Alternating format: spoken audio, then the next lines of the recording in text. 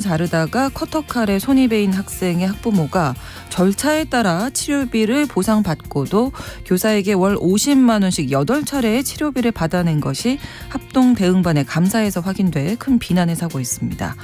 이 학부모의 신상이 공개되는 등 시민 차원의 사적 복수로까지 이어지고 있는 상황인데요.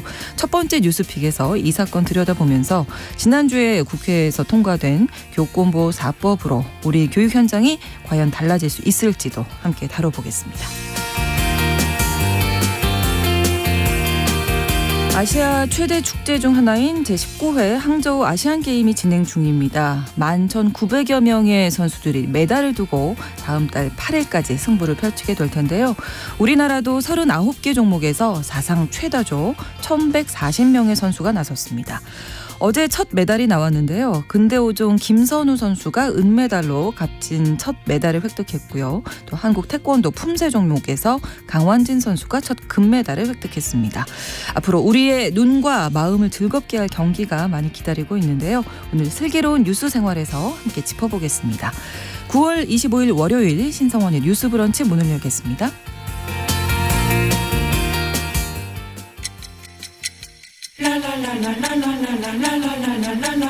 듣고 공감하고 진단합니다.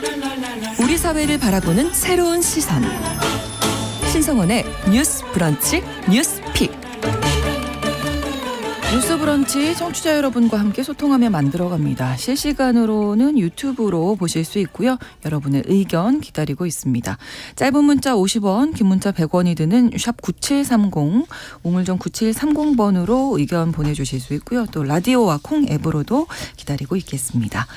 월요일의 뉴스픽은 이슬기 기자, 조으론 변호사 두 분과 함께하겠습니다. 어서 오세요. 안녕하십니까. 반갑습니다. 자, 첫 번째 뉴스픽, 의정부의 한 초등학교에서 발생한 선생님 사망 사건을 둘러싼 논란들 오늘 짚어볼 텐데요. 2년 전에 이미 안타까운 사건이 있었고 교권보호가 최근에 이슈가 되면서 이 사건이 함께 알려졌는데 일단 그 학부모 3명의 민원에 시달렸다 이렇게 나오더라고요.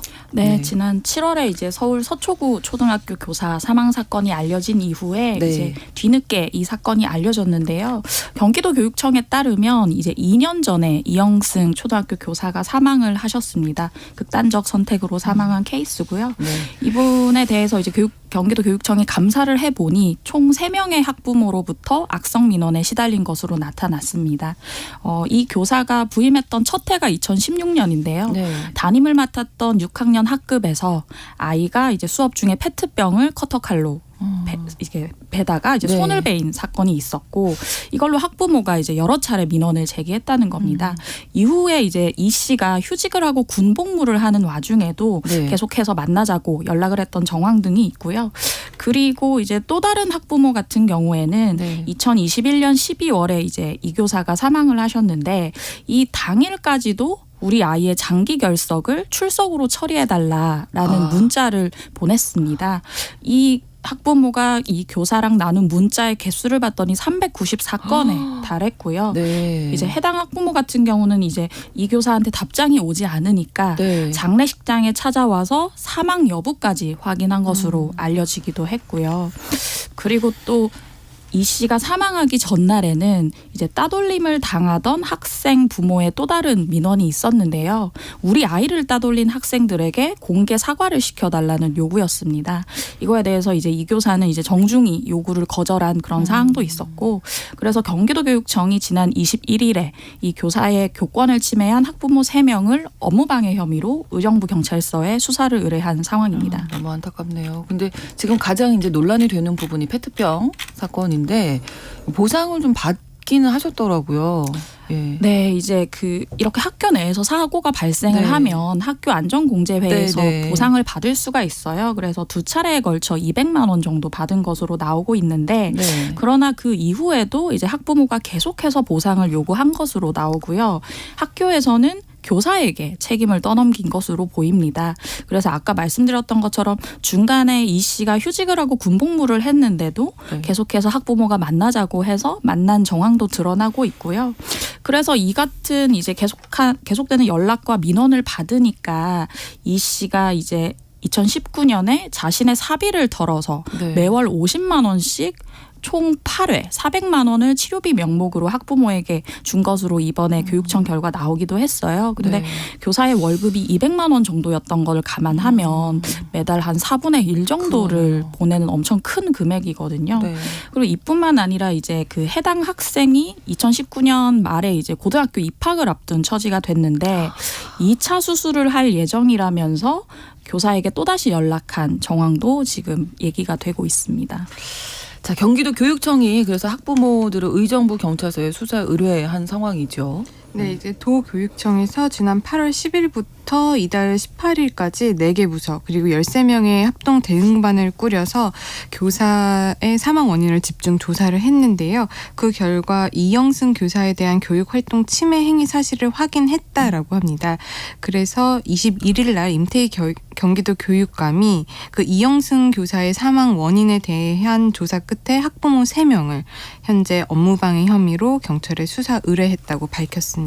네, 일단 그 페트병 사건에서 그 학부모가 돈을 요구한 적이 없다 이러면서 조만간 입장을 정리하겠다 이렇게 이야기가 나오고 있는데 이게 이제 돈을 요구해서 선생님 계좌에서 빠져나간 건지 아니면 선생님이 이 사건을 좀 무마하기 위해서 그러신 건지 요거에 따라서 좀 달라지는 거죠. 그렇죠. 지금 아까 기자님도 말씀을 해주셨지만 지금 치료비를요. 네. 학교 안전공제회로부터 2회 약 200만 원 정도를 받았다라고 했는데 네. 그 이후에도 선생님이 개인의 사비를 그러니까요. 학부모에게 총 400만 원을 지금 지급했다라는 거잖아요. 이런 것들이 뭐 요구를 한 적이 없다라고 지금 학부모 층에서는 말을 하지만 여러 가지 정황들을 보면 줄 수밖에 없었던 상황들이 있을 겁니다. 네. 이제 이런 것들은 경찰 수사를 통해서 학부모와 교사 간에 뭐 연락한 내용들을 그렇죠. 토대로 이제 밝혀지게 될 것이고요. 네. 이게 만약에 밝혀지게 된다면 업무방해가 성립을 할 수가 업무방해. 있고 네. 또 돈을 주지 않으면 안 될 것처럼 어떤 그런 뭐 언행을 보였다고 한다면 협박이 될 수도 있고요. 네. 또 금전까지 지급을 한 거잖아요. 그럼 그렇죠. 협박에 의해서 금전까지 지급했다라고 하면 이건 또 공갈죄도 성립할 수 있는 문제입니다. 아, 그렇군요. 아, 시간이 뭐 많이 지났지만 그 고인이 힘든 일을 겪을 당시 그 교장 선생님에 대해서도 책임을 져라 이런 얘기 나오고 있더라고요. 네, 맞습니다. 지금 현재 이제 최근에 도교육청이 감사 결과 발표하면서 교장이나 교감 같은 관리자에 대한 징계 절차도 착수했다고 발표를 했어요. 이제 해당 초등학교를 보면 이제 이 교사의 사망 이후에 학부모로부터 이러저러한 이제 교육활동 침해 행위가 있었다는 사실을 알았음에도 불구하고 필요한 조치를 하지 않은 것으로 도교육청이 파악을 하고 있거든요. 그래서 이제 처음 얘기가 나왔을 때 이제 이 교사의 사망을 단순 추락사로 처리한 것에 대해 이제 도교육청이 문제를 삼고 있고 그래서 당시 초등학교 교장과 교감에 대해 조만간 징계위원회를 열기로 했습니다. 네. 그리고 여기서 이제 고인의 유족들 발언을 좀 보면 이제 학교 행정당국에서 연락이 왔다라는 얘기를 이영승 교사의 아버지가 하세요. 그 이유는 이제 학부모가 보상을 요구하는데 전화를 안 오게 하든지 뭐 돈을 주든지 치료비를 주든지 하라라고 하면서 학교 행정당국에서 연락이 왔다는 증언을 이영승 씨 아버지가 하고 있거든요. 이런 부분에 대해서도 앞으로 조금 더 이제 면밀하게 들여다봐야 할 것 같고요. 네. 이런 사정이다 보니까 이제 지금 그 해당 초등학교 교장 같은 경우는 경기도 내 다른 초등학교에서 네. 교장을 하고 있는 것으로 알려져 있는데 네. 그분에 대한 지금 신상 털기라든지 다른 인터뷰 기사 같은 것이 공유되면서 이제 해당 교장을 물러나게 해야 한다라는 네. 여론까지 나오고 있는 상황입니다. 그 지금 이 사건에 뭐 학부모, 그 학부모 자녀, 교장까지 비난이 폭주하고 있고 어떻게 보면 이제 국민들의 감정이 그런 거잖아요. 이 사건을 접하면서 어떻게 보면 좀 일종의 사적 복수 뭐 이런 생각도 드는데 우려스러운 부분도 있죠. 있죠. 1차적으로는 이제 개인정보법 위반이 될 수가 있고요. 이제 2차적으로는 사실을 적시해도 지금 명예훼손죄가 성립할 수 있기 때문에 사실 적시 명예훼손죄도 성립을 할 수가 있습니다. 네. 그리고 더 나아가서 이 부분에 대해서 지금 유족들이 멈춰달라, 신상 공개하는 걸 좀 멈춰달라로 라고까지 의견을 지금 피력하고 있는 상황이라고 하잖아요. 그렇기 때문에 이제 자제를 하는 것이 바람직하지 않겠나라고 네. 하는데 이제 사람들 마음은 이런 거죠. 이 부분이 너무 공분을 사게 하는 내용이니까 그거를 이제 마음속에서 비판하는 것을 넘어서서 이제 좀 누군가를 응징하고 싶어하는 마음이 발현이 된 것이 아닐까라고 생각을 하는데 사실 이 업무방해 행위나 지금 공갈죄가 성립할지 안 할지는 나중에 법률 검토를 조금 더 해봐야 되겠지만 이 원인을 만든 학부모들을 넘어서서 그 대상 아이들까지 지금 개인정보가 유출이 되고 있는 상황이잖아요. 네. 그런 부분에 대해서는 사실상 관련이 없는 어떻게 보면 업무방해 혐의나 공갈 혐의와 관련이 없는 아이들의 개인정보까지 나다니는 것은 결코 좋은 것이라고 볼 수가 없습니다. 네. 또 뭐 지금 이제 수사 이제라도 좀 들어갔으니까 뭐 밝혀질 것은 밝혀져야 하고 개인적인 뭐 비난보다는 수사 기관을 좀 믿고 기다려 보시는 게 좋지 않을까 생각이 들고요. 최근 우리나라 교사들이 어떤 설문조사가 있었는데 가르치는 일은 사회적으로 가치가 있지만 교사가 된 건 후회한다. 이런 응답률이 높게 나왔었다면서요.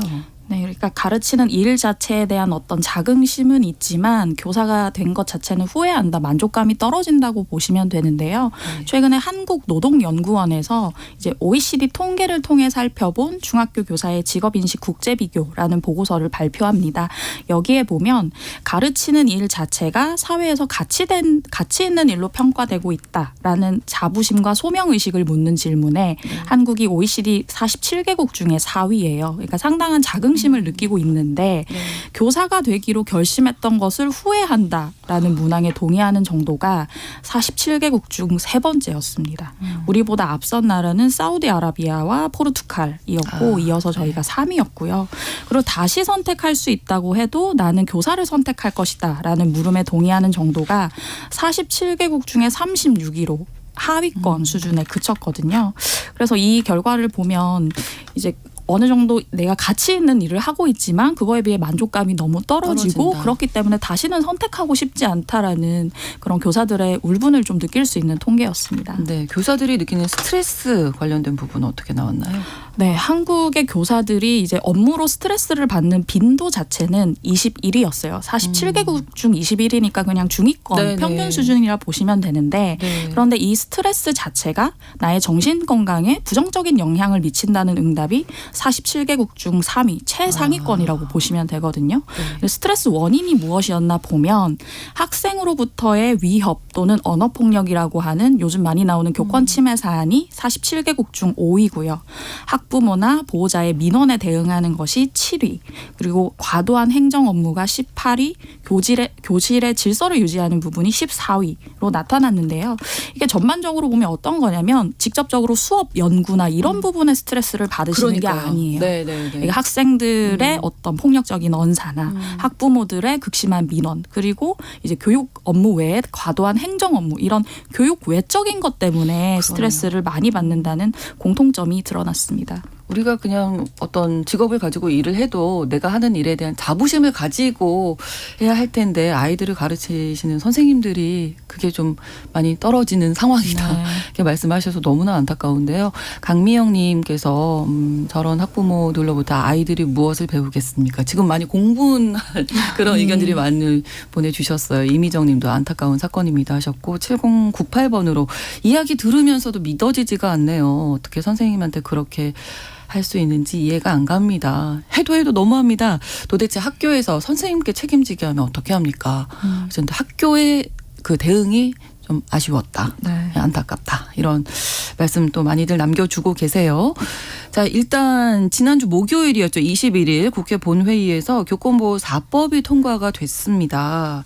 자, 이후에 좀 달라질 수 있을지 일단 이 내용부터 좀 살펴볼까요? 네, 이제 국회가 21일 본회의에서 교권보호 4법이라고 하는 교원지휘법, 그리고 초중등교육법, 유아교육법, 교육비구본법 개정안 등을 이제 의결을 했는데요. 네. 이제 교원지휘법 개정안은 그 내용이 아동학대 신고를 당한 교원을 정당한 사유 없이 직위 해제할 수 없다라는 내용을 담고 있고요. 또 이와 함께 아동학대 신고로 교원에 대한 조사나 수사가 진행되면 교육감은 반드시 의견을 제출해야 한다라는 내용이 포함됐습니다.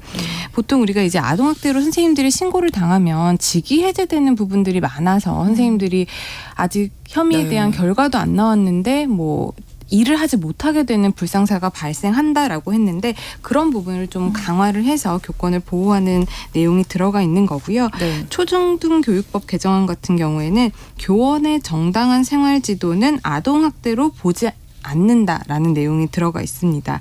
그리고 또 학생 보호자가 교직원이나 학생의 인권을 침해하는 행위를 금지하고 교장이 학교 민원을 책임져야 한다는 내용도 포함되어 있습니다. 네. 이번에 오늘 말씀드린 내용도 어떻게 보면 학교에서 그렇죠. 학부모나 학생들의 민원을 처리하지 않고 선생님에게 개인적인 책임으로 돌리다 보니까 이런 문제가 발생한 것이 아니냐라는 의견도 나오고 있잖아요. 그렇기 그렇죠. 때문에 그런 부분을 좀 해결할 수 있는 개정안이 아닌가 싶고요. 네. 또 유아교육법 개정안 같은 경우에도 유아 생활지도권을 신설을 하고 역시 정당한 생활지도는 아동학대로 보지 않는다는 내용이 담겼고 또 나머지 뭐 교육기본법에도 그런 생활지도권이나 보호자의 의무 신설에 관한 내용이 신설이 됐습니다. 네, 이렇게 교권보호사법이 통과됐는데 추석이 지나고 나면 이제 명절 연휴 지나고 나서 선생님들이 다시 이제 집회 이어가신다고 하더라고요. 아동복지법 개정 얘기가 나오던데요. 그러니까 이번에 여러 가지 제가 말씀드린 사법이 네. 국회를 통과를 했어요. 그렇게 되면 이제 법이 개정이 되고 그만큼 교원들의 교권이 보호가 되겠다라고 생각을 할 수가 있는데 아직까지도 교원단체나 선생님들이 생각하시는 수준은 좀 미미하다라는 거죠. 그렇기 때문에 교권사법이 통과가 됐지만 교사들의 토요 집회가 내달 14일에 재개가 될 것으로 이제 보인다라는 겁니다. 네. 그 원인 중에 하나는 이제 아동복지법과 아동학대 처벌법까지 개정을 해야 된다라는 게 주요 내용이에요. 네. 이 아동복지법에는 누구라도 아동을 성, 신체, 정신적으로 학대를 해서는 안 된다라고 규정을 하고 있어요. 네.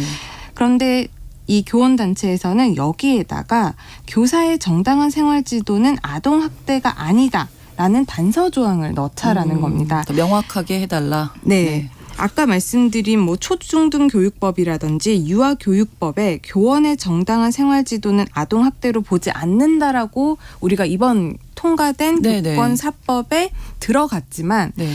그 아동학대법과 관련된 이제 메인 법이라고 할 수 있는 아동복지법에도 여기에서 교사의 정당한 생활지도를 아예 아동학대에서 빼놔야 이 법이 바뀌었더라도 가장 상위법이라고 볼 수 있는 네네. 아동복지법에 딱 그렇게 들어가야 이게 조금 더 교권을 보호할 수 있다라는 차원에서 교원단체들이 이 부분을 지금 주장을 하고 있는 것이고요. 네. 또 하나 지금 나오고 있는 의견들은 아까 말씀드린 대로 정당한 생활지도는 아동학대로 보지 않는다라는 규정들이 법에 들어가서 그 개정안이 통과가 되었지만 네. 도대체 이 정당한의 기준이 무엇이냐. 네. 이게 좀 추상적인 문구다 보니까 아무래도 교사는 정당하다고 생각을 하지만 또 학부모가 정당하지 않다라고 생각을 할 수도 있고 네. 그렇기 때문에도 이때까지 이런 부분이 정리가 되지 않아서 신고한 일이 많았는데 그런 부분에 대해서 좀 명확하게 조금 더 법을 개정하고 손을 봐야 된다라는 목소리도 나오고 있습니다. 네. 그 전체적으로 교권보호사법은 뭐 이견 없이 바로 통과가 된 건데 이제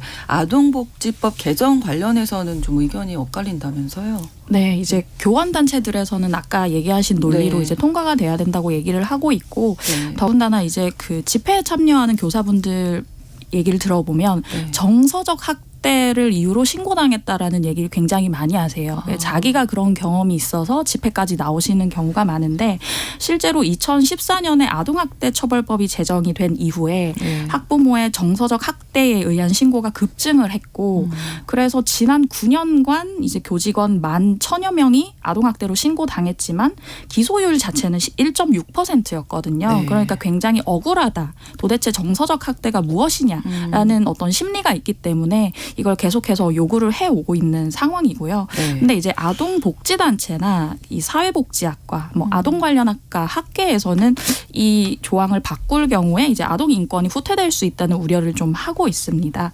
지난 19일에 한국 아동복지학회와 여러 이제 사회복지 관련 학회들이 이제 성명을 집단으로 낸 것이 있어요. 여기서 보면 교사의 권리 보장이 아동 권리를 침해한다면 교육 활동에도 부정적 영향을 줄 수 있다.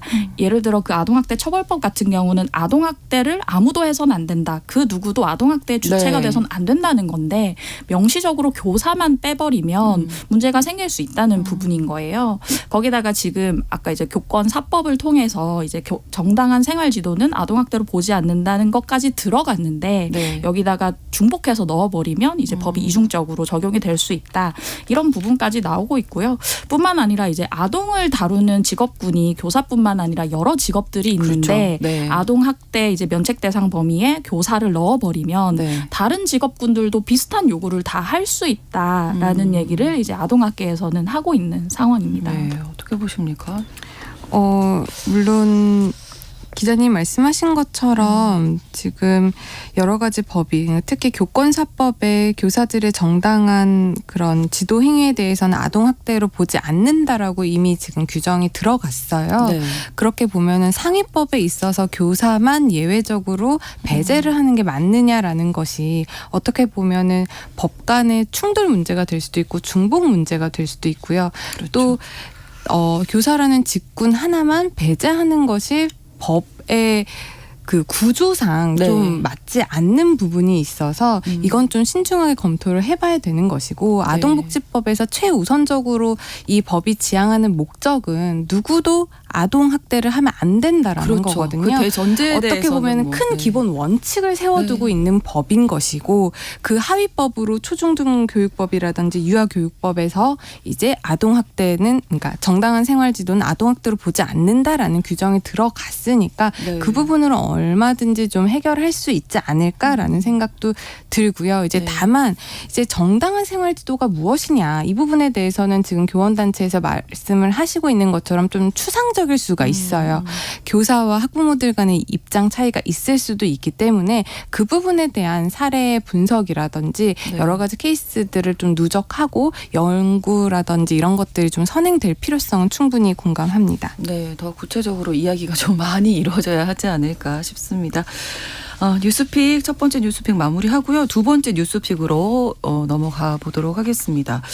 이 혼자 사는 여성 집에 사다리를 타고 들어와서 성폭행한 남성에게 1심에서 8년형이 선고됐는데 와 이게 진짜 그냥 노린 거잖아요. 네, 맞습니다. 네, 너무 무섭지 않아요? 저 이거 취재하고 이제 기사 읽어보면서 사실 공포를 많이 느꼈어요. 좀 무섭더라고요. 네, 사다리를 타고 일부러 올라가서 네, 영화의 한 장면처럼 네. 느껴졌는데 이제 자기 집 옆 건물 평소 지켜보던 옆 건물에 사는 20대 여성의 집에 사다리를 놓고 올라가서 창문을 통해 주거 침입을 했고요. 잠을 자던 여성을 성폭행한 50대가 징역 8년을 선고받은 사건입니다. 이 사건은 지난 4월 28일 오전 5시 그러니까 자고 있을 수밖에 없는 그렇죠. 시간에 일어났고요. 네. 강원도 원주에서 이제 그 23세 여성의 집 벽면에 사다리를 놓고 올라가서 침입한 그런 케이스고요. 그 가해자인 A씨 같은 경우는 평소에도 눈여겨보고 있었는데 계속 지켜보고 있었다. 이 부분이 네, 너무 너무 옆집 사람이 계속 본 거다. 네. 옆 건물 사람이 네네네. 술을 마신 상태에서 이런 범행을 저질렀다라는 얘기가 공소장을 통해서 드러났고요.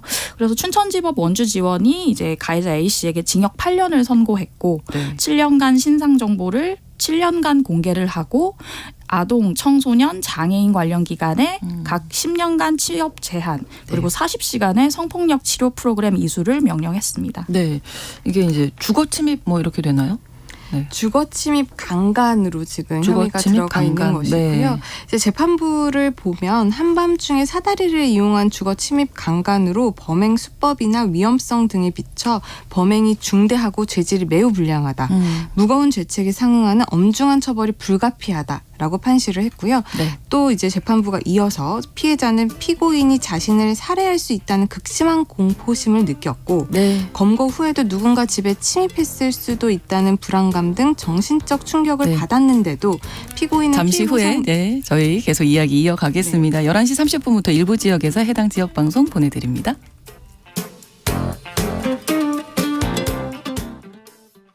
지금 시각은 11시 30분입니다. KBS 여러분은 지금 KBS 1라디오 신성원의 뉴스 브런치를 함께하고 계십니다. 네, 계속해서 조으론 변호사님 말씀 이어주시죠. 네, 그러니까 재판부가 8년형을 선고한 이유가 네. 지금 범행이 중대하고 죄질이 불량하다라는 거예요. 그렇죠. 그러니까 네. 무거운 죄책이니까 엄중하게 처벌을 해야겠다라는 것이고 또 피해자가 극심한 공포심을 가지고 이 얼마나 사건 놀라셨겠어요. 이후에도 계속해서 불안감을 느끼고 충격을 받았다라는 말이죠. 네. 근데 그럼에도 불구하고 피고인이 피해 보상 노력을 기울이지 않은 점 이런 점도 지금 양형에 참고를 해서 징역 8년형이 선고가 됐습니다. 그럼 이 8년형이라는 게 그냥 우리가 느끼기에는 너무 약하지 않나 이럴 수도 있거든요. 그런데 주거침입 강간의 경우에 우리가 대법원에서 권고하고 있는 양형 기준이라는 게 있잖아요. 네네네. 이거를 보면 기본으로 이제 5년에서 8년 정도가 그렇군요. 나와요. 그리고 만약에 가중 사유가 있으면 7년에서 10년 정도가 나오는데 실제로 지금 8년이 선고가 된 거잖아요. 네. 그러면은 비교적 국민들이 생각하는 거에는 조금 못 미칠 수는 있지만 법에서 내놓은 기준에 보면은 좀 중하게 처벌이 되었다. 그런데 지금 또 항소를 한다라고 하니까 그러니까요. 그게 또 문제가 되는 거죠. 그러면 좀 줄어들 가능성도 있나요? 뭐 형량이? 항소를 2심에서? 하면 이제 보통 줄어드는 줄어들죠. 가능성도 많습니다. 그렇죠. 왜냐하면 이제 1심에서 내가 무겁게 나오잖아요. 네네네. 그러면 지금 재판부에서 너 이렇게 잘못했는데 거기다가 피해 보상 노력도 기울이지 않았다라고 지금 판시를 했잖아요. 그러면은 이 피고인이 대부분 형량을 줄이기 위해서 항소심에서는 합의를 하려고 하거나 아니면은 합의가 잘 안 되면 공탁을 또 해버려요. 그러면은 또 이 부분이 양형에 참작이 돼서 형이 감경될 가능성은 있는 거죠. 그렇습니다. 아무튼 여성들 법감정으로는 굉장히 미비한 그렇죠. 선고량인데 네, 네. 이것도 사실 조금 상향 조정이 된 거예요.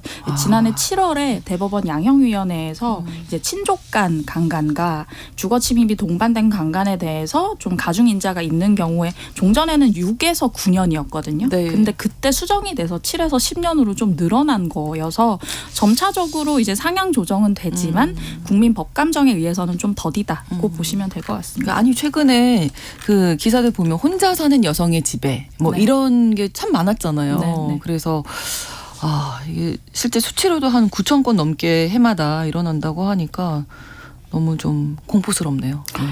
네, 이거 관련해서 이제 사례들을 찾아봤더니 너무 많아요. 네. 근데 그 중에 제가 좀 인상 깊게 봤던 사례를 말씀드리면 네. 지난 3월에 서울에서 이제 과거의 성폭행으로 이 40대 남성 같은 경우는 2차례 징역 10년을 선고받은 적이 있거든요. 네네. 그런데도 또다시 혼자 사는 여성의 집에 가스 배관을 밟고 올라가서 안방 창문을 열었고요. 이제 혼자 살고 있던 여성이 비명을 지르니까 이 사람이 이제 놀라서 바닥으로 떨어진 케이스였는데 이 경우는 이제 야간 주거 침입, 절도 미수 혐의로 징역 2년이 선고가 됐고요. 네. 또 한 가지 이게 혼자 사는 여성분들은 이런 공포를 많이 느끼실 텐데 집을 내놓은 상황에서 집 보러 부동산에 비밀번호를 알려주는 경우가 있잖아요. 예. 근데 거기서 진짜 문제가 되는 경우들이 왕왕 있더라고요.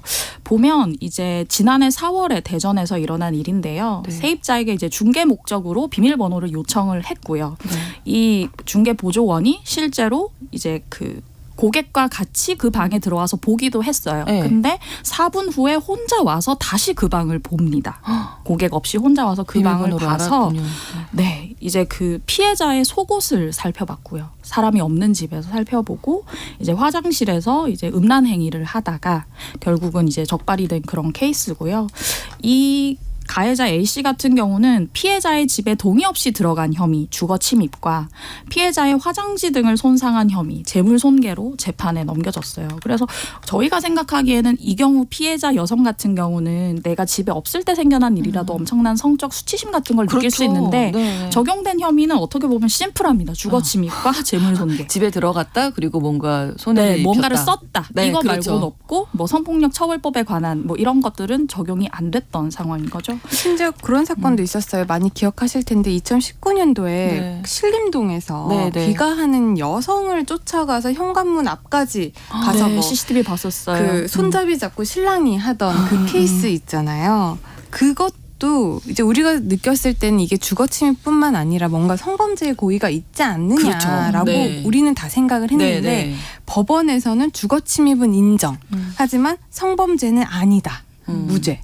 이렇게 또 판단을 했거든요. 근데 이 사건이 그 2019년 그 신림동 사건뿐만 아니라 보통 이제 여성이 혼자 집에 있을 때 초인종을 누르거나 심지어 초인종을 눌러서 봤더니 흉기를 들고 있었음에도 불구하고 이거 뭐 주거침입이 아니라고 한 사례도 있었고 대부분은 주거침입은 인정되지만 성범죄는 무죄가 나오는 아니다. 케이스들이 굉장히 많습니다. 이게 아무래도 이제 주거침입보다 성범죄의 형량이 훨씬 더 세다 보니까 네. 그러니까 성범죄의 고의가 있는지 좀 우리가 가려내기가 어렵잖아요. 네. 마음속에 있는 거가 이제 그렇죠. 고의니까. 구체적으로 어떤 객관적으로 행위가 보이지 그렇죠. 않는 이상은 입증을 하기가 어렵고 실제로 성범죄에 관련한 실행의 착수가 있는지가 불분명하기 때문에 형량이 센 성범죄로 바로 처벌을 하기가 애매한 거죠. 이게 실정법의 한계라고 볼 수가 그러네요. 있습니다. 아무튼 최근에 뭐 1인 가구 많이 늘어났고 혼자 사는 여성으로 이렇게 대상으로 하는 범죄가 많이 늘어났기 때문에 정말 집은 쉬려고 가는 곳이고 안전해야 할 곳인데 공포심을 느낄 수밖에 없는 이런 상황이란 말이죠. 어떤 대책이 필요할지 두 분 말씀 들으면서 마무리하겠습니다. 네, 1인 가구 여성들을 위한 뭐 여러 가지 범죄 예방 대책에 지자체에서 시행하는 것들이 여러 가지 있어요. 근데 네. 그런 것보다 더 중요한 게 저는 뭐라고 생각하냐면 거시적으로 여성들 주거의 질 자체가 좋아져야 된다고 생각하거든요. 보안이 어느 정도 그렇죠. 확보가 되는. 그런데 이제 저희가 매번 말씀드렸지만 성별 임금 격차부터 이렇게 차이가 나는데 이제 여성은 남성에 비해서 월급이 적을 수밖에 없고 그 적은 월급으로 획득할 수 있는 주거의 질이 좋을 수가 없고 네. 그렇다 보면 더욱 범죄에 취약한 환경에 노출될 수밖에 없다. 결과적으로는 거시적으로 여성의 인권이 신장돼야 되는 부분이 있다는 말씀을 드리고 싶고 그리고 지금 이제 국회에서 성적 목적 주거 침입죄라는 것이 더불어민주당 이용우 의원이 발의한 부분이 있어요. 네. 그 오마이뉴스에서 2021년과 2022년에 주거 침입 관련 판결문 200건을 조사를 해봤더니 네. 70건 정도는 성적 목적이 분명히 드러나는 것, 뭐 예를 들어 속옷을 훔치려 했다거나 뭐 음란행위를 했다거나 이런 부분, 그리고 64건은 정말 명백하게 주거 침입과 함께 성폭력이 일어난 범죄인데 그 70건은 아까 제가 말씀드린 재물 손괴, 주거 침입 이 정도로만 해서 가중 처벌이 안 됐다는 얘기거든요. 네. 근데 실제로 이제 그 현역 경찰관인 그 김영은 경이라고 하시는 분이 이제 법감정에 대해 조사를 해봤더니 여성들은 누가 우리 집에 들어온다라는 질문을 했을 때 다 어떤 성적 목적이 있는 것으로 바로 연상을 하면서 피해를 예상합니다. 네, 근데 네. 남성 같은 경우는 재산권 침해 같은 부분을 걱정하세요. 와서 절도를 하거나 이런 부분. 그러면 이러한 행위를 가지고 이제 침해되는 법익에 대해서 여성들은 성적 목적이 있을 것이다라고 그렇죠. 분명히 예상을 하고 네. 사실 제가 아까 말씀드렸던 그런 음란 행위 같은 사례는 여성 입장에서 충분히 성적 수치심을 느낄 수 있는 부분이기 때문에 이 성적 목적 주거 침입에 대해서는 조금 가중 처벌하는 이런 법안에 대해서도 네. 같이 같이 한번 살펴봐야 하지 않을까라는 생각이 듭니다. 그 피해자 같은 경우에는 화장실 갈 때마다 생각날 거잖아요. 그러니까 그렇죠. 지금 아까 끔찍하죠. 말씀해주신 그 성폭력 범죄 처벌 등에 관한 특례법에 네. 화장실이라든지 탈의실 같이 다중이용 장소에 침입을 하면 성폭력 처벌법이 적용이 돼요. 그런데 이걸 이제 주거지까지 확대를 해서 그러니까 이쪽 주거에도 들어가면 뭔가 성폭력 범죄 처벌법에 의해서 처벌을 하도록 하자, 강화해서 네. 처벌을 하자라는 게 지금 개정안이 올라와 있는 상황인데 이 법에 대해서는 사실상 아까도 말씀드렸지만 내심의 의사를 내가 성적 목적을 가지고 침입을 했는지 아닌지를 미루어 밝혀내는 게 추정을 해야 법적으로 된다는 좀 게 어려운 점은 있습니다. 다만 이 부분은 어떻게 좀 우리가 해결할 수 있겠냐. 사법부라든지 수사기관과의 계속적인 의견 조율을 통해서 뭐 취약계층이라든지 아니면은 뭐 혼자 사는 1인 여성 가구의 집에 침입을 한다든지 그런 부분에서는 좀 가중적인 인자로 우리가 봐서 양형 기준을 좀 높이는 것도 우리가 생각을 해볼 수 있겠다. 그런 생각은 듭니다. 네. 월요일의 뉴스픽 여기서 마무리하겠습니다. 이슬기 기자, 조으론 변호사 두 분과 함께했습니다. 고맙습니다. 감사합니다. 신성원의 뉴스 브런치는 여러분과 함께합니다. 짧은 문자 50원, 긴 문자 100원이들은 샵 9730. 무료인 콩앱과 일라디오 유튜브를 통해 참여해주세요. 알아두면 좋은 생활 정보와 제도를 정리해드리는 시간입니다. 슬기로운 뉴스생활 서울신문 곽소영 기자와 함께하겠습니다. 어서 오세요. 안녕하세요. 오늘 항저우 아시안게임 소식 가지고 오셨네요. 스포츠 네. 기자 아니신데. 아니지만 추석을 앞두고 있는 네. 만큼 다 같이 볼만한 네. 항저우 아시안 게임 소식 좀 가져왔습니다. 좋습니다. 네, 지금 한창 진행 중인데요. 이제 그 토요일에 개막을 했죠. 네, 맞습니다. 그저께인 23일 오후 9시에 중국 항저우 올림픽 스테디움에서 개막을 했는데요. 네. 말씀드린 대로 추석 연휴 기간을 포함해서 10월 8일까지 총 40개 종목에 걸쳐서 열립니다.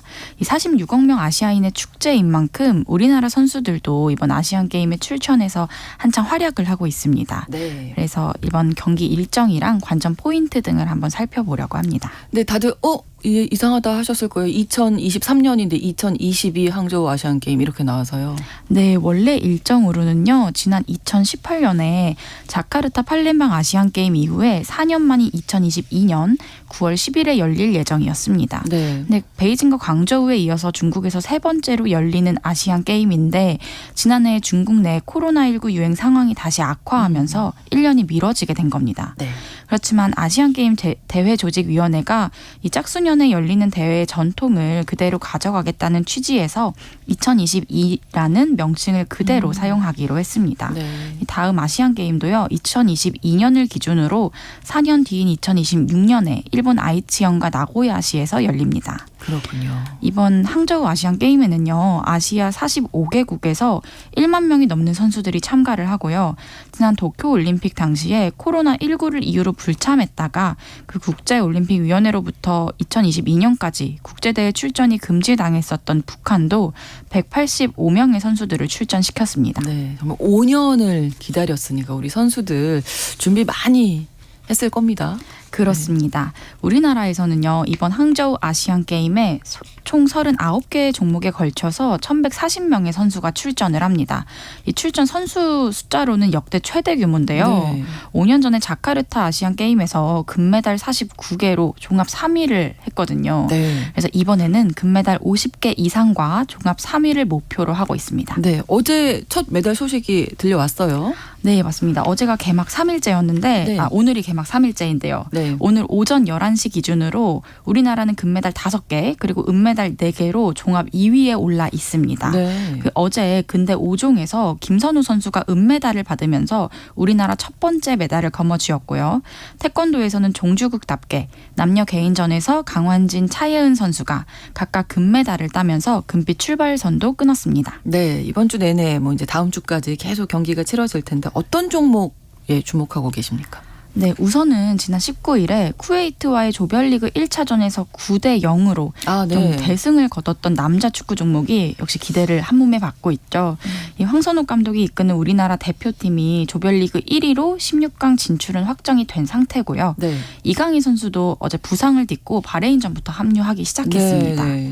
그래서 지난 2014년, 2018년 아시안 게임에서 모두 금메달을 땄던 만큼 이번에도 3연속으로 금메달에 좀 도전을 하고 있고요. 27일에 키르기스탄과 16강전이 예정돼 있습니다.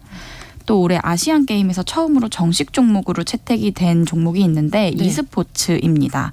그 일명 롤이라고 불리는 리그 오브 레전드 그리고 배틀그라운드 모바일, 피파 온라인4, 스트리트 파이터 V 이런 비디오 게임에서 승부를 겨루는 종목인데요. 네. 우리나라에서는 페이커라는 이름으로 더 많이 알려진 이상혁 선수가 리그 오브 레전드 종목에 출전을 합니다. 이상혁 선수는 국내랑 국제대회 통틀어서 전 세계에서 우승 경력이 가장 많은 선수라고 해요. 네. 그래서 e스포츠가 시범 종목이었던 지난 자카르타 아시안 게임에서는 은메달에 아쉽게 그쳤습니다.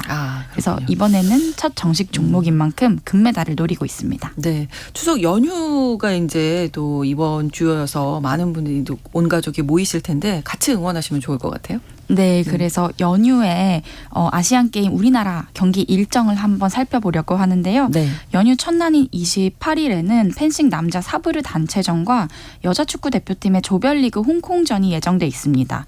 이 여자 축구 대표팀의 경우에는 지난 자카르타에서 동메달을 땄는데 네. 그게 우리나라의 최고 성적이거든요. 그래서 이번에는 금메달을 좀 노리고 있고요. 네. 13년 만에 다시 아시안 게임 종목으로 채택된 바둑의 남자 개인 결승전도 열리는데요. 네. 국내 랭킹 1위와 2위인 신진서, 박정환 구단이 출전할 예정입니다. 추석 당일인 29일에는요. 페이커 이상혁 선수의 활약이 기대되는 리그 오브 레전드 결승전이 예정돼 있고요. 네. 30일에는 신유빈, 임종훈 선수의 탁구 남녀 혼합 복식 경기가 기다리고 있습니다. 10월 1일에는 골프 남녀 개인전과 단체전 그리고 배드민턴 단체전과 함께 홍콩과 겨루는 야구 조별리그 1차전 경기 역시 예정이 돼 있습니다. 네. 그 추석 당일인 임시 공휴일로 지정이 된 10월 2일에는 네. 우리나라 육상의 간판인 우상혁 선수가 높이뛰기 예선전에 출전하고요. 10월 3일에는 남녀 바둑 단체전과 사이클 결승전이 열리니까요. 연휴 마지막 날까지 우리나라 선수들 좀 힘차게 응원해 주시면서 풍요롭고 신명나는 한가위 보내시길 바라겠습니다. 네, 우리 선수들 응원 많이 해야겠습니다. 슬기로운 뉴스 생활 서울신문 곽소영 기자와 함께했습니다. 고맙습니다. 감사합니다.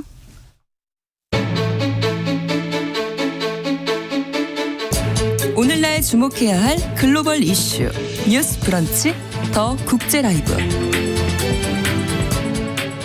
나라박 소식 전해드리는 더 국제 라이브 외신캐스터 조윤주 씨와 함께하겠습니다. 어서 오세요. 네, 안녕하세요. 자, 계속 이제 추석 명절 얘기를 안 할 수가 없는데 명절 되면 또 뭐 결혼은 안 하니 뭐 아이는 안 낳니 뭐 여러 맞아요. 가지 얘기 듣습니다. 네. 인생에서 정말 중요한 일들인데 요즘 젊은이들 결혼 뭐 필수 아니라고 생각하는 맞아요. 분들이 많으시잖아요.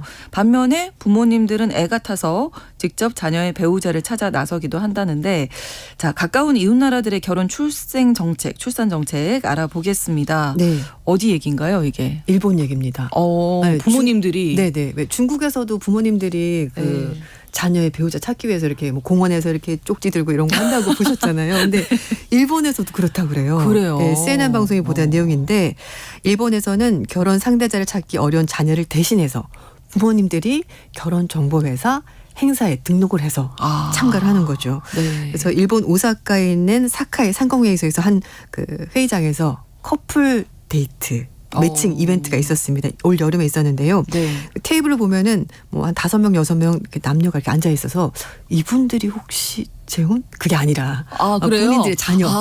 네, 보통 부모님들이 앉아 계신 네, 거. 네. 근데 이제 이 통상 다른 점이 이제 얘기를 하는 것이 보통 이제 자신이 직업이 뭐다, 뭐 취미가 뭐다 이런 거 얘기하는데 그게 아니라 우리 애가 몇 살이고 우리 애 직업은 이거고 우리 애가 이런 걸 좋아하고 이제 이런 얘기를 부모님들끼리 그 이제 테이블에 앉아서 서로 얘기를 한다는 거죠. 그래서 이게 바로 자녀들의 결혼 상대자를 찾는 이벤트인데요. 참가 행사비가 14,000엔 10여만 원 정도 내고 이제 가서 이제 타진을 해보는 거죠. 어느 집 자녀가 괜찮은가. 그러면 결혼해요? 그렇게 해서 만나면 부모님들끼리 이렇게 네. 얘기가 되면 하는 거예요? 네, 맞아요. 물론 본인이 나중에 선택은 하겠지만 그래도 검토를 해보는 거죠. 네. 그래서 이 행사를 주최한 모임이 결혼정보 부모협회라는 곳입니다. 이름도 그러니까 부모님이 약간 주체가 돼서 그러네요. 이걸 진행을 하는 건데요. 이제 부모님 바람은 그겁니다. 우리처럼 결혼해서 우리 애들 좀 살았으면 얼마나 좋을까. 네. 이 한 가지 바람으로 가는 건데요. 일본은 잘 아시겠습니다만 이제 정규직을 가게 되면 일 업무량이 좀 많고 근무 시간이 긴 나라로 잘 알려져 있잖아요. 그렇죠. 그렇다 보니까 본인이 직접 가서 데이트하고 막 배우자를 찾고 이거를 좀 안 해요. 힘들어한다는 거죠. 일을 집중하다 보면. 그래서 보통 그 스피드 데이팅이라 그래가지고 그러니까 보통 이런 행사를 하게 되면은 굉장히 많은 남녀들이 한 곳에 모여서 네. 5분씩 이 사람은 얘기 잠깐 하고 반갑습니다. 저쪽 가서 얘기 저하고 이제 이렇게 하는데 그렇게 하는 것도 좀 이제 힘들다는 거죠. 시간적으로. 그런데 내가 쓸 시간이 없다. 맞아요. 일하는데. 예, 예. 그래서 이제 거기다가 지금은 이제 일본 경제가 괜찮다고 하지만 지난 30년 동안 굉장히 어려웠잖아요. 그러다 그렇죠. 보니까 굳이 내가 결혼해서 애를 낳아야 되나? 이렇게 생각을 하고 있고 또 부모님들은 이러다가 내 평생 손주 한번 못 보고 인생이 이렇게 마무리가 되나? 걱정이 있으니까 이제 적극적으로 개입을 한다는 거죠. 그래서 네. 이번 행사를 주관했었던 이 협회 관계자가 얘기를 하는 것이 20년 정도 이 행사를 계속 했었다고요. 예전부터. 근데 그렇군요. 그때는 별로 주목을 못 받았던 거죠. 좀 별난 부모? 굳이 그렇게까지 이랬는데 지금은 그런 거 부끄러워하는 사람도 없고 참석도 많이 하고 많이 풍토가 달라졌다는 거죠. 그래서 제가 물어봤습니다. 제 친구에게. 네. 제 친구가 일본 여성과 결혼한 친구가 있어요. 네. 네, 그래서 아니 이거 제가 이 기사를 보고 걔한테 물어봐. 야 이런 게 좀 이상하지 않니? 그랬더니 이제 걔는 그러는 거예요. 왜냐면 일본을 자주 왔다 갔다 하니까 네. 그 친구 얘기로는 물론 개인적 의견 합니다만 네. 그래도 부모가 자식을 제일 잘 아니 부모가 배우자를 선택해 주는 것도 나쁘지 않다. 나쁘지 않다라고 생각을 하는 것 같더라. 과연 부모님이 내 자식을 제일 잘 아는 사람일까요? 저도 그 질문했어요. 제가 키워보니까 그렇지만은 않을 수도 있다는. 저도 그 질문했죠. 예. 이상하지 않니? 내가 나를 제일 잘 아는 사람이 아닌가. 그 얘기했더니 아니 그래도 부모가 어쨌든 평생 자식을 키웠으니 그렇다고 내가 고른다고 확률이 올라가는 건 아니지 않니? 이렇게 말을 하는 거예요. 그래서 어쨌든 여러 가지 그런 생각이 좀 드네요. 그렇죠. 네, 그런 생각이 들었습니다. 예, 그래서 아무튼 그만큼 결혼을 꺼리는 젊은이들이 많다 이런 얘기인 건데요. 네, 맞아요. 네. 실제로 2021년에 등록된 혼인 건수를 봤더니 일본에서 네. 50만 1,116건으로 1945년 2차 대전 이후 가장 낮은 수준까지 떨어졌습니다. 그렇군요. 그리고 이건 우리나라 마찬가지인데요. 결혼하는 연령, 평균 연령이 많이 올라가겠죠. 네, 남성은 34세, 여성도 31세로 이제 20대가 없습니다. 보통 평균 결혼한다 그러면 30살이 넘어야지 넘어야? 네, 첫 결혼하는 겁니다. 거기다가 출산율도 당연히 떨어지고 있죠. 일본도 우리나라보다 높습니다. 그래도 출산율 1.3명인데 인구를 안정적으로 유지하기 위해서는 출산율이 2.1명은 돼야 되는데 역시 못 미치는 구조고요. 게다가 인구 고령화 때문에 건강보험료, 연금이 이제 계속 정부 재정 증가하는데 사실 사람들이 세금을 내야지 재정이 뒷받침이 되는 건데 그렇죠. 젊은 층이 점점 줄어드는 인구가 거예요. 줄고 있으니까. 네, 아무래도. 이제 이것도 정부로서 굉장히 부담이 되는 거죠. 그래서 일본 정부도 올해 출생 장려 정책에 네네. 엄청난 재정을 투입했네요. 네, 맞습니다. 그래서 6월 달부터 이제 그 장려 정책을 발표를 했는데요. 일단 아동수당을 좀 더 많이 주기로 했습니다. 그래서 10월 달부터 다음 달이죠. 0세부터 3세까지 미만 영유아는 1인당 월 15,000원, 우리는 12만 원 정도 주고요. 네. 3살부터 고등학교까지 갈 때는 한 9만 원 정도 아동수당 계속 주고 셋째 자녀 이후부터는 27만 원 크게 올라갑니다. 이제 매달 주기로 그렇게 정책을 바꿨고요. 또 육아휴직 급여율도 인상하는 방안도 지금 제시가 됐는데 내후년부터 그러니까 2살 미만 아이를 키우는 부모들 대상으로 해서 네. 근무 시간을 줄인다고 하더라도 실제 수령하는 월급은 줄지 않도록 정부가 지원해 준 정책 그런 것도 도입을 한다고 하고요.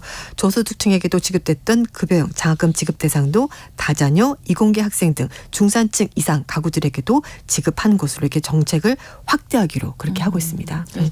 우리나라하고 좀 비슷한 맥락이 있어서 저희도 그런 얘기 많이 했거든요. 네. 이렇게 돈을 현금을 어떻게 주는 맞아요. 이런 정책으로 출산율을 끌어올리기는 여성의 입장에서 보면 그게 일회적이라고 맞아요. 느껴지기 때문에 네, 이제 그런 쉽지 않게. 지적을 전문가들도 실제로 네네. 하고 있습니다. 그래서 프린스턴 대학교의 동아시아 지역 연구 전문가인 제임스 레이모는요.